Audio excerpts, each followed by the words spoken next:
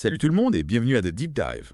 On va se plonger aujourd'hui dans un sujet qui, disons, fait couler beaucoup d'encre au Maroc en ce moment, le taux de chômage. Ah oui, un sujet brûlant, Vraiment, parce qu'on a souvent l'impression que les chiffres officiels, ils racontent pas toute l'histoire. c'est ça. Et c'est exactement ce qu'Abdeslam Sediki explore dans son article, publié sur la plateforme L'opinion des jeunes Marocains. On va décortiquer ces arguments ensemble et puis on verra si on arrive à y voir plus clair. Avec plaisir. Alors, c'est quoi le problème avec ces chiffres du chômage? C'est simple, ils sont contradictoires. D'un côté, on a le Haut Commissariat au Plan, le HCP, qui nous annonce fièrement un taux de chômage de 13,2% pour le troisième trimestre 2024. Oui, je vois. Et de l'autre côté, bam! Le recensement général de la population, réalisé en septembre 2024, nous sort un taux de 21,3%. Ah oui, quand même. C'est une sacrée différence. Presque 8 points d'écart. On parle de près de millions de personnes supplémentaires qui sont considérées comme chômeurs. Effectivement, ça interpelle. Comment expliquer un tel écart? Eh bien, la première chose à prendre en compte, c'est la façon dont ces chiffres sont calculés. Le HCP, il réalise des enquêtes trimestrielles auprès d'un échantillon de ménages, tandis que le recensement, lui, il interroge directement l'ensemble de la population. Ah d'accord, je vois. Ça change la donne. Exactement. Et en plus, il faut savoir que le HCP, il utilise la définition très stricte du chômage du Bureau international du travail. Hmm. Donc pour être considéré comme chômeur, il ne suffit pas de ne pas avoir de travail. Il faut aussi être activement à la recherche d'un emploi Oui, bien sûr. et être disponible rapidement. Tout à fait. Ce qui veut dire que beaucoup de personnes qui galèrent, qui travaillent peut-être quelques heures par-ci, par-là, eh bien, ils ne sont pas comptabilisés dans ces 13,6% du HCP. C'est vrai.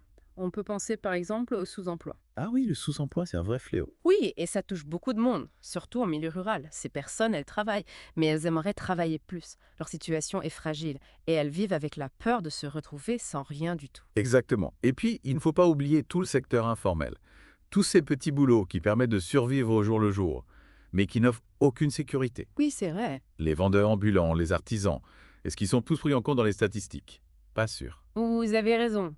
C'est un point important que Sediki soulève dans son article. Ah oui. Il met en lumière cette dualité du marché du travail marocain, avec d'un côté un secteur formel structuré, et de l'autre un secteur informel important, mais souvent invisible aux yeux des statistiques, ce qui complexifie encore la mesure du chômage réel.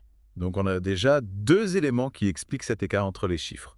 Les méthodes de mesure et la définition même du chômage. Mais ce n'est pas tout, n'est-ce pas? Sediki, il parle aussi des nets, ces jeunes qui ne sont ni en emploi, ni en études, ni en formation. Ah oui, les nets. Un vrai problème. Ils sont des millions en Maroc. Et leur situation, elle est vraiment préoccupante. C'est clair. Le HCP, il ne les inclut pas dans ses statistiques de chômage. Mais on peut imaginer que beaucoup d'entre eux se sont déclarés comme chômeurs lors du recensement. C'est fort probable. Ce qui expliquerait en partie l'écart important entre les deux chiffres. Tout à fait.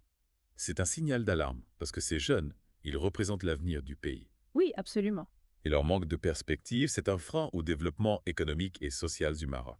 Tout à fait d'accord. Et il y a un autre aspect que Sediki soulève, la question de l'aide sociale.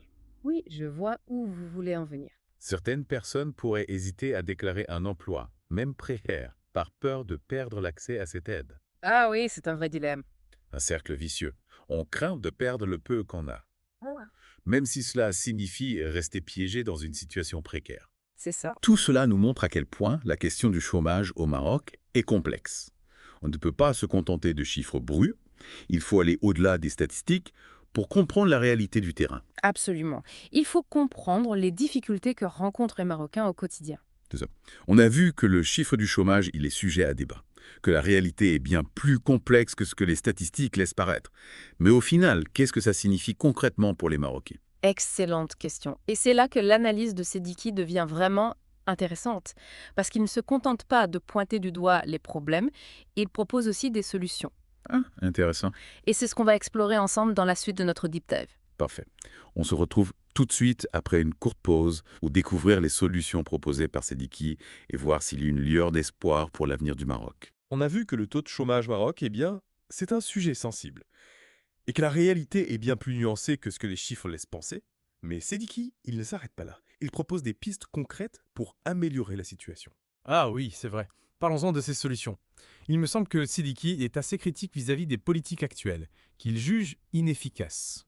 Oui, il remet en question l'impact réel des grands projets d'infrastructure. Vous savez, ces chantiers structurants dont on entend beaucoup parler. Oui, je comprends. Selon lui, ces projets, ils ne créent pas suffisamment d'emplois durables et ils profitent surtout à une élite. Il plaide pour un changement de cap, une politique plus focalisée sur les petites et moyennes entreprises, les PME. Ah oui, les PME. C'est intéressant ça. On a tendance à mettre en avant les grands projets, mais on oublie souvent que ce sont les PME qui constituent le véritable tissu économique d'un pays. Tout à fait.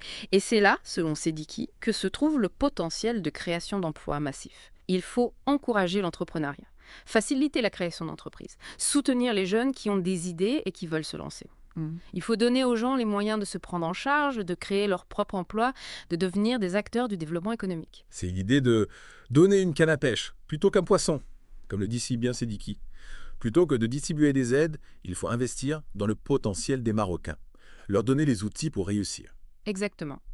Sediki propose un accompagnement personnalisé, des formations adaptées, un accès simplifié au financement. Il faut créer un écosystème favorable à l'entrepreneuriat, où les initiatives sont encouragées, où l'échec n'est pas un tabou, où la prise de risque est valorisée.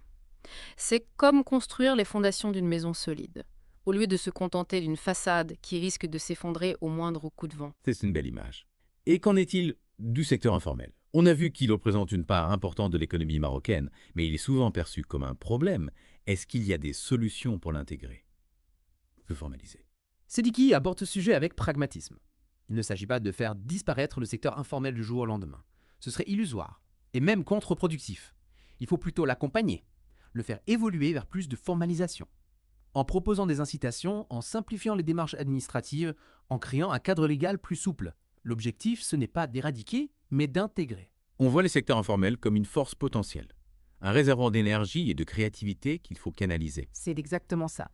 En l'intégrant progressivement à l'économie formelle, on peut créer un cercle vertueux. Plus d'emplois déclarés, plus de recettes fiscales, plus d'investissements dans l'éducation, la santé, les infrastructures. D'accord. Et pour les nets, ces jeunes qui sont un peu perdus, sans emploi, sans études, sans formation, qu'est-ce qu'on peut faire pour les aider à trouver leur place? Sediki, il insiste sur l'importance de l'éducation et de la formation professionnelle. Il faut donner à ces jeunes les compétences nécessaires pour s'intégrer au marché du travail, leur offrir des perspectives d'avenir.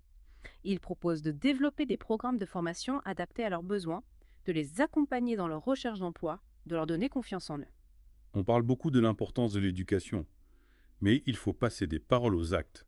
Il faut des actions concrètes, des programmes efficaces, des moyens financiers suffisants. C'est un investissement crucial pour l'avenir du Maroc. Je suis d'accord avec vous. Investir dans la jeunesse, c'est investir dans le développement économique et social du pays. Sediki évoque également l'objectif d'une assurance chômage généralisée au Maroc. C'est un projet ambitieux qui soulève beaucoup de questions. Est-ce que c'est vraiment réaliste? C'est un chantier de longue haleine, ça c'est sûr, qui nécessite une réflexion approfondie et une volonté politique forte. Mais c'est un objectif qui vaut la peine d'être poursuivi. Parce qu'une assurance chômage généralisée permettrait d'amortir le choc du chômage, de donner aux gens le temps de se reconvertir, de retrouver un emploi sans tomber dans la précarité. Et d'un point de vue économique, cela pourrait aussi stimuler la consommation, soutenir la demande intérieure. Ce serait un investissement social qui pourrait avoir des retombées positives sur l'ensemble de l'économie. Absolument. On a vu les solutions proposées par Sediki. Soutenir les PME, intégrer le secteur informel, investir dans l'éducation et la formation, mettre en place une assurance chômage généralisée. Ce sont des pistes intéressantes. Mais est-ce que c'est réaliste? Est-ce qu'on peut vraiment espérer un changement profond? C'est la grande question. Et c'est ce qu'on va examiner ensemble dans la dernière partie de notre deep dive. On va décortiquer les défis à relever, les obstacles à surmonter et voir s'il y a une lueur d'espoir au bout du tunnel. Bon, on arrive à la dernière partie de notre deep dive sur le chômage au Maroc. On a décortiqué les chiffres, on a exploré les solutions proposées par Sediki, mais est-ce que tout ça, est-ce que c'est vraiment réalisable? Ah, la fameuse question. Parce que vous savez, on peut avoir les meilleures idées du monde, si la volonté politique ne suit pas, eh bien, on n'avancera pas. Et Sediki, il semble plutôt pessimiste sur ce point. Il dénonce une forme d'immobilisme, un manque d'action concrète de la part du gouvernement. Oui, il pointe du doigt ce décalage entre les discours et la réalité. On promet beaucoup, mais dans les faits. On agit peu. Voilà, et pour cause. S'attaquer au problème du chômage, c'est s'attaquer à des structures économiques complexes. C'est toucher à des intérêts qui sont parfois divergents. Imaginez un peu, un énorme paquebot, difficile à manœuvrer. Il continue sur sa trajectoire malgré les icebergs qui se profilent à l'horizon. Ouh, la Guy, c'est une image qui fait réfléchir. Oui, changer de cap, ça demande du courage, une vision claire, Ouais. et puis surtout une volonté politique solide. Et c'est là que le bas blesse, hein? Mmh. Alors, est-ce qu'il faut se résigner au pessimisme? Est-ce qu'il y a une lueur d'espoir? Moi, j'ai mal de demande. Je pense que oui. Le Maroc a déjà fait preuve de résilience par le passé. Oui, c'est vrai. On a une jeunesse dynamique, pleine d'énergie, qui ne demande qu'à contribuer au développement du pays. Ah, ça, c'est sûr. Et puis, il ne faut pas oublier la société civile, les associations, les ONG. Ils font un travail remarquable sur le terrain. Ah oui, tout à fait. Ils accompagnent les jeunes, ils soutiennent des initiatives locales, ils donnent une voix aux plus démunis. C'est comme une fourmilière. Chacun, à son niveau, il contribue à l'effort collectif. C'est une belle image, ça. Donc il y a un potentiel de mobilisation, une énergie collective qui pourrait faire bouger les lignes. Oui, je le crois. Et pour revenir à Sediki, son article, même s'il est critique, c'est aussi un appel à l'action. Il nous pousse à réfléchir, à nous interroger, à ne pas baisser les bras. Finalement, c'est un message d'espoir. Un espoir qui repose sur la capacité du Maroc à se réinventer, à innover, à trouver des solutions adaptées à ces réalités. L'avenir du Maroc se joue maintenant. Et c'est à chacun de nous de contribuer à construire cet avenir plus juste, plus solidaire. Un avenir où le travail ne soit plus un privilège, mais un droit pour tous. Merci beaucoup pour cet échange passionnant. Merci à vous. Chers auditeurs, on espère que ce deep dive vous a éclairé sur cette question si complexe du chômage au Maroc. On vous laisse méditer sur une dernière question, et puis on vous dit à bientôt sur The Deep Dive.